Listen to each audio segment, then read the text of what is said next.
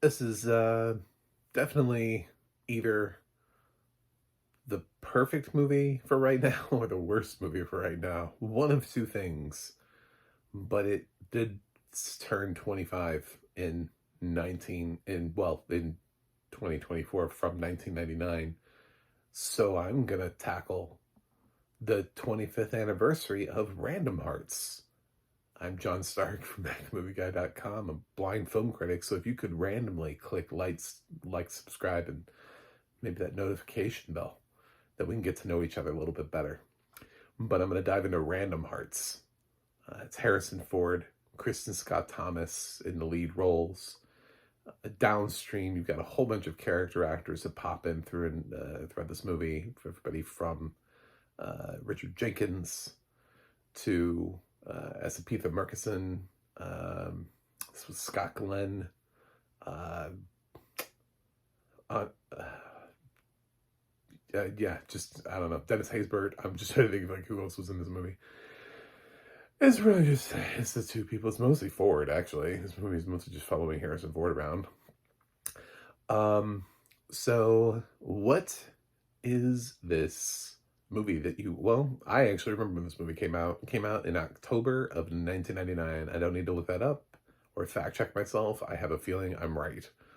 I think this movie came out and people were like, I don't know about this. IMDb seems to not know about this. It's got like a 5 point something. Critics are like, I don't know about this. It's got like a 36 or something like that on Metacritic. Like, I don't know. So why doesn't anybody embrace the Harrison Ford, Kristen Scott Thomas romantic drama? Because it's weird. That's why. At some points, it's good, and then at other points, it's like that's a bit much. So Ford plays a cop named Dutch. I don't think his actual name is Dutch. It always seems to be a nickname, but people just call him Dutch. I mean, I don't really know why, but um, he's a police officer, and he's just going about his day, and he has a lovely wife that he has sex with in the morning. It's great for him. He's having a kick-ass morning. Goes out, solves cases, and we get wrapped up in a case that I'll get back to later.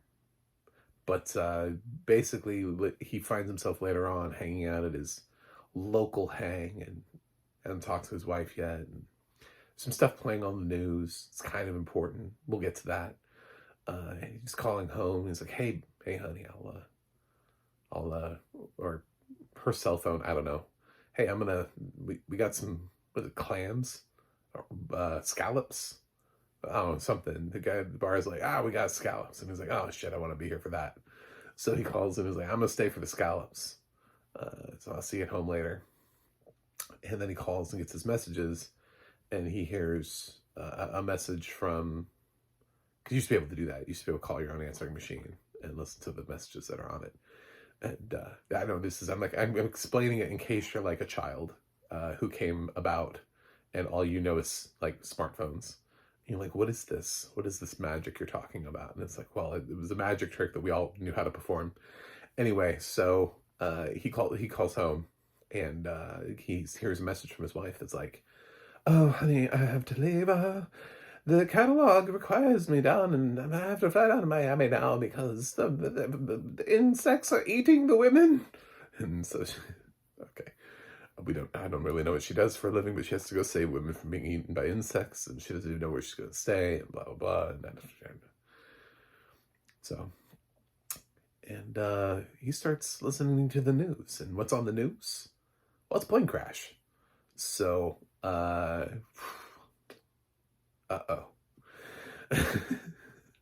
We already kind of know, by the way. It's already kind of shown us, like, it's just we're watching him play catch up. Meanwhile, on the other side of this is Kristen Scott Thomas, who is running for representative of New Hampshire, and she has a husband. You know, she seems to like. She's less developed than Harrison Ford, so but she does exist and she's important to this plot, so I'm mentioning her now. And we do get to touch base with them a little bit. She also has a daughter. Harrison Ford seems to not have any children. That would be the distinguishing factor between the two of them.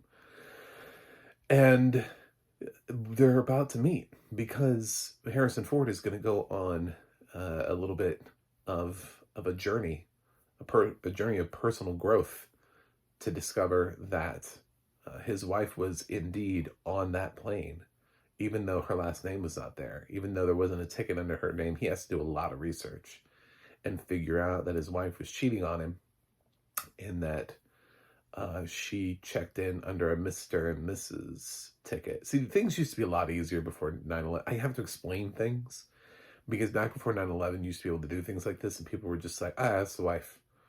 The wife. You didn't have an identity, you know what I'm saying? Like, people didn't care. They're just like, I don't know, that's Mrs. something. You know, that's Mrs. John Smith. What's your name? I don't know. She's Mrs. John Smith. It doesn't matter. She's a woman. Stop talking to her. I don't have those. That's not me, but it's not the way movie, you know. It's just easy. You just be like, I'm a woman and I'm with a man. You don't need to know my name. So through painstaking research, they have to go through all the Mr. and Mrs. tickets and sort of validate like who actually is a couple, like who actually were married couples. And eventually they figure out who it is and who was not the actual Mrs.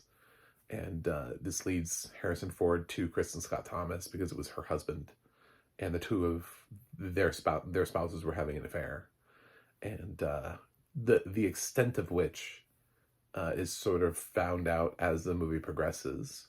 And this is where the movie's fine. Like, all of this is interesting. Like, this all makes sense. And Ford seems to keep pushing for information from Kristen Scott Thomas, but Kristen's like, I'm running for representative. I can't do this. You know, when you do something and you're just a cop and nobody cares. When I do something, it's news. So he has a hard time ever meeting with her because it looks like, why are these two meeting? And she doesn't want to acknowledge the fact that her husband was cheating on her and the daughter and all those sorts of things. So when it starts to get a little weird, but they could have made it work, is with when these two start having feelings for each other. Now, it's so forced in the way that they do it. It's less from the grief angle of like two people who are just shared grief, because Kristen Scott Thomas is not processing the same way Harrison Ford is. So they're not on the same level. So they just kind of like clumsily stumble into this romance that doesn't really work, but could have worked. Like, I feel like we all came to this movie thinking that's where this movie's going to go. Is with these two people unlikely being brought together by the end of the movie. They go about it the weirdest and clunkiest way possible. And then on top of that, we have to watch Ford going through this case with this like corrupt cop, and he's like harassing the wife and pissing people off, and his boss, and just a whole bunch of people are just like, there's this whole thing that really doesn't even make sense, but they're just like, well, he's a cop, so he should be doing something copish, right? Meanwhile, the representative stuff for her is like, she just shows up at like a rally. She's like, well, yeah, I'm running. It's like, it seems to be a lot easier to just establish the fact that she's a representative without actually, like, I don't know, showing her going into meetings about bills or being on like an energy commission or something, you know, having like these long meetings where we're talking about, you know, coal or something. And then there's a subplot about coal in the movie. Like, they seem to be able to cohesively introduce us to Kristen Scott Thomas in a way in which we accept that she's a representative with little knowledge of anything she stands for. But yeah, we have to have this huge fucking subplot with Harrison Ford. And it makes no sense. And then they tie it back in, and then you just go, this movie. Anyway, so because of course it comes back, and yeah, of course it's gonna come back around. Why wouldn't it? So, um, that's the problem. The problem with the movie is that it's too busy in certain places, and it forces a connection poorly. So it comes across that Harrison Ford and Chris Scott Thomas have no chemistry because it wants to put them together without earning it. And so, like, half of this movie is really good, half of this movie is incompetent. So I struggle with the movie because, like, I like a lot of it. Like, there's a huge chunk of this movie where it's like, if you saw only like the first 30 minutes of this, you would think you're watching a good movie. And then you leave and you'd be like, oh man, I think I know where this is heading. And it's like, well, unfortunately, you know, it's about a 2 hour movie and a lot can happen after 30 minutes. So, yeah, I mean, it starts off strong and you can see sort of, and you're like, well, I think I know where this is going, but man, does it not know how to get there. I mean, this is like being headed to like Oz, you know? It's like, man, it's the only city. It's a giant fucking city, you know? Dorothy, can you not find it? Like Dorothy's like wandering all over, and like Wizard of Oz is like totally changed. She's like wandering out, and you can see Oz in the background, and you just like, it's like right over there.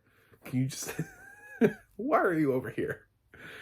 Like that would be that's what this movie feels like. Feels like it's always in the weeds, and you're like, can you not? Anyway, this definitely needed another pass on the screenwriter. This needed somebody else to come in and just go, no, cut out like a whole subplot to the movie, and then figure out how to make Ford and Thomas actually feel like they belong together by the end of the movie. Anyway, and I know you could say, well, isn't it subversive? Because no, they still end up like just at the end of the movie. It's like the final scene is like Ford and Thomas together, and I mean maybe they're not like married or whatever, but it still is like they're like, yeah, life's crazy, isn't it? Yeah. You know, just like having one of those moments, like it's weird how we ended up here. Yep, it is the end. Okay. So, yeah, if you want to watch a somewhat depressing plane crash romance drama with a weird, uh, crooked cop twist thing thrown in there, go for it. I mean, I'm not gonna stop you. I'm a little torn because there are parts of this movie I really like. I think the acting is good. I liked Harrison Ford in this. Chris Scott Thomas could be given more to do as an actress. She's a better actress than the role is. The role seems really just sort of limiting her, but the scenes in which she's in, like it's not they're not equally matched here in screen time. This is a Harrison Ford movie co-starring Kristen Scott Thomas. So, it's more like a 60-40, you know, where he's got more to do than she does, which gives her less time to develop, gives her less scenes in which to rock people's worlds. So the audio description for this was good. I'm I just does this had this movie no, this movie has not stood the test of time. I don't think anybody knows what this movie is. I think only people who were paying deep attention to every single movie that came out in theaters, like I was in 1999 because I was a film nerd, remember Random Hearts. I think the average moviegoer or people who are slightly younger than me and were kids and don't know, because there are movies like when I was a kid, when I was really little, it's like I was sort of paying attention to, and I remember a lot of movies, because I used to, even back in the day, I was fascinated with, and I used to cut, it's a very dirty thing I used to do. This review is really long. Thank you for staying. used to cut the ads out of papers. We used to have ads in paper.